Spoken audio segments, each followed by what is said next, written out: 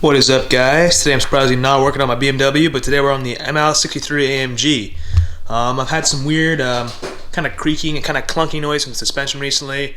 All control arms and struts in the front were replaced recently, so we know it's not that. Kind of narrowing down as I go.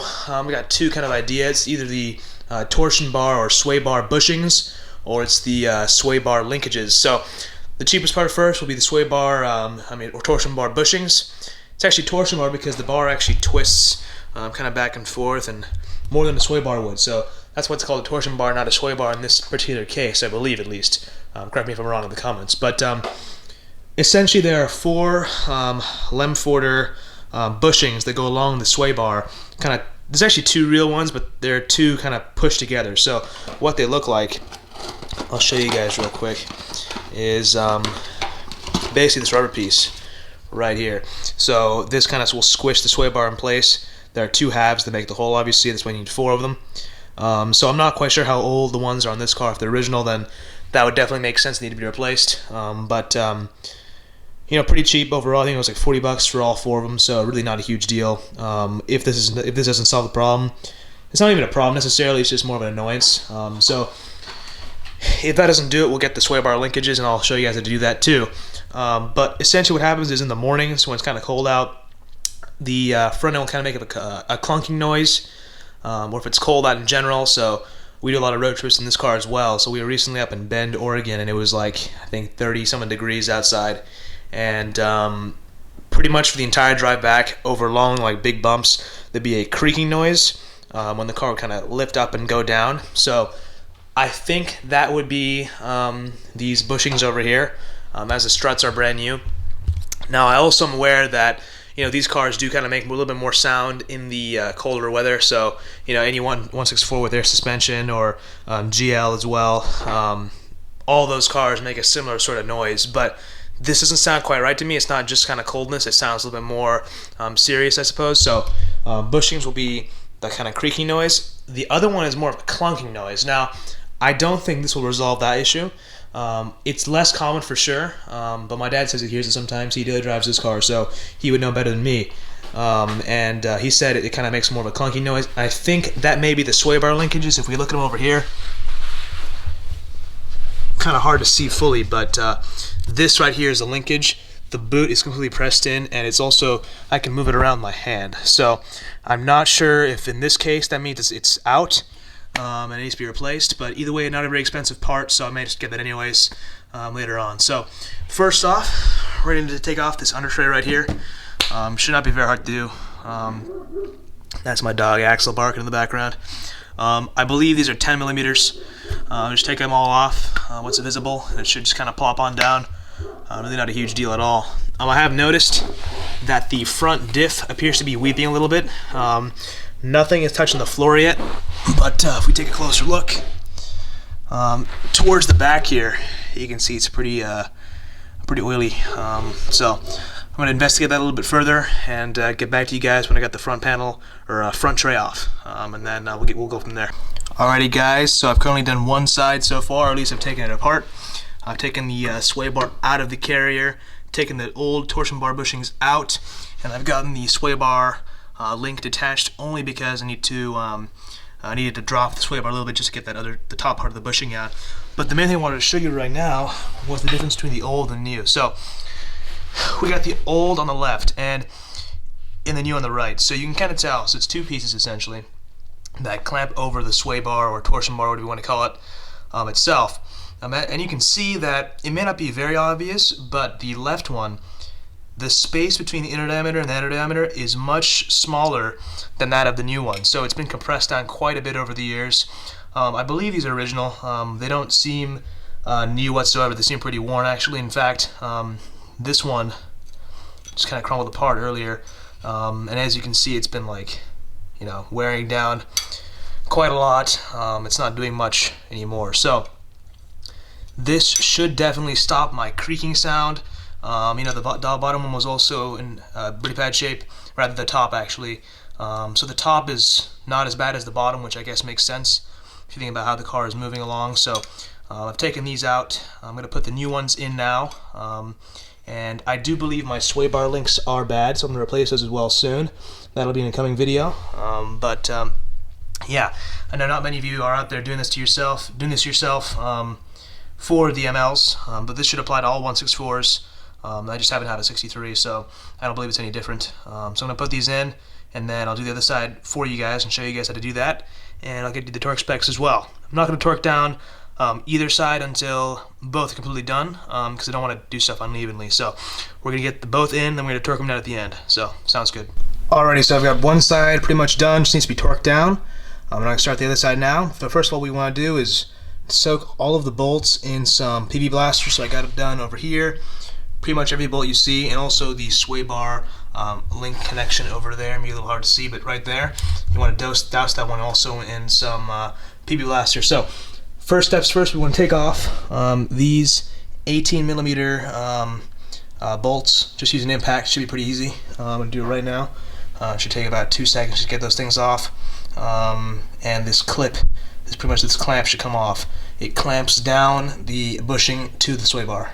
So I got that clamp off, but of course half of the bushing was already coming off and kind of fell off into the clamp itself. So got to make sure to take that up before you put it back on with the new bushing. So moving on from that, there's a 13mm on either side.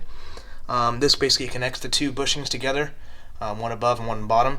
So you want to get a wrench, just take these off, put a wrench on one side, ratchet on the side, and take off the nut, and the bolt should slide out, and the bottom bushing will fall off, but the top one should stay in place.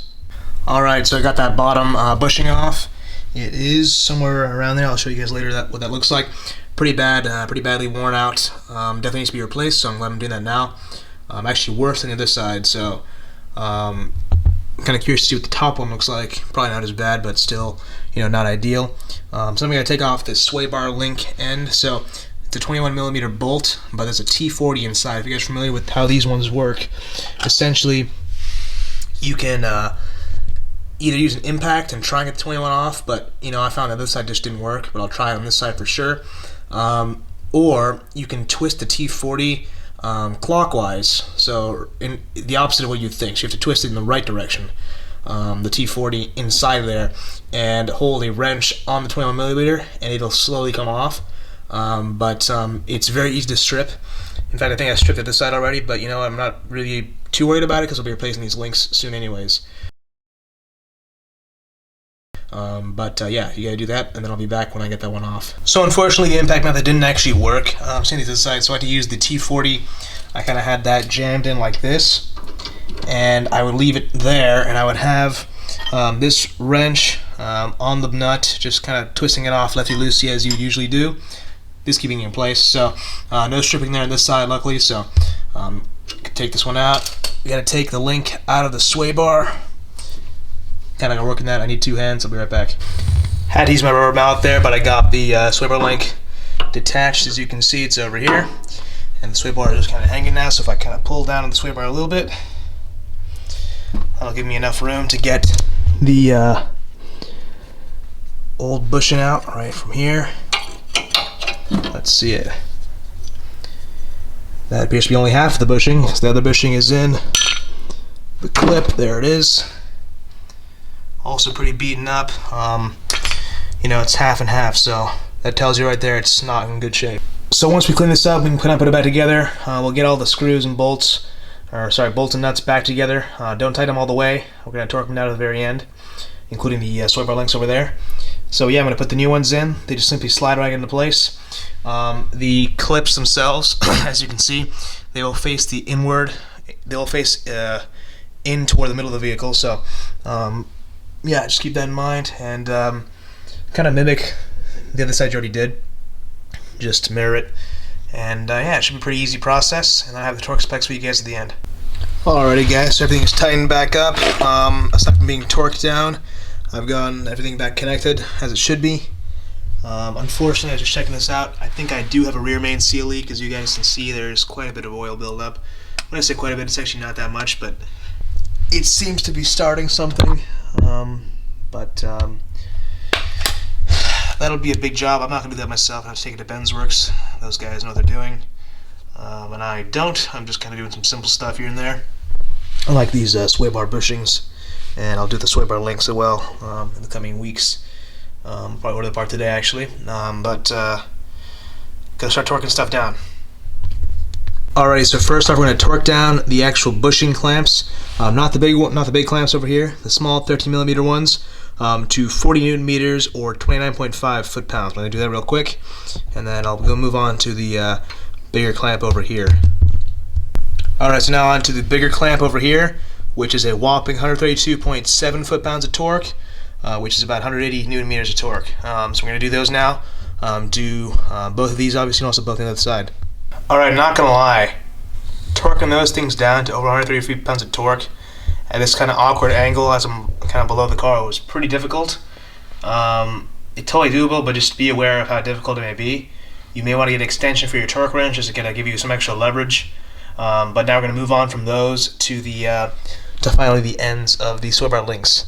So these guys have to be torqued down to either 100 Newton meters or 73.7 pound-feet of torque, and then after that 180 degrees. So this may be a little bit tricky, just given that it's a torque split and you don't want to strip that thing, so just be careful of that. But other than that should be it, and we should be good to go. Just gotta put the under tray back on, and then that's it for this job. Alrighty guys, so just took the ML out for a quick test drive, went out of the block, some streets nearby the house, and I gotta say, the groaning is gone. There feels like a lot less body roll. I feel the car is driving way more sturdily as it should have been before. It feels better than it ever has before, honestly, and I'm pretty impressed by just those little stupid bushings. Make a pretty big difference, I think. I still have the clunk every once in a while, so I'm suspecting those are the sway bar links. So I'm going to replace those in the next couple weeks. This car is a really great road trip car. We take it up and down the state a lot. We took it to Utah last year, and really fun car. So it's got that 500 horsepower 156 motor, essentially this motor inside of an SUV. So with four-wheel drive, it's pretty awesome, and in the snow, it's even more fun. So having those little bushings is a pretty big deal for me. It's really not that expensive, but definitely good to do. Hope this helps you guys out. Whether you have a 350, 320, I don't think you made a 320, but 350, 500, doesn't matter. All of those, it applies to you. So, ask me if you have any questions, and that's it for this video.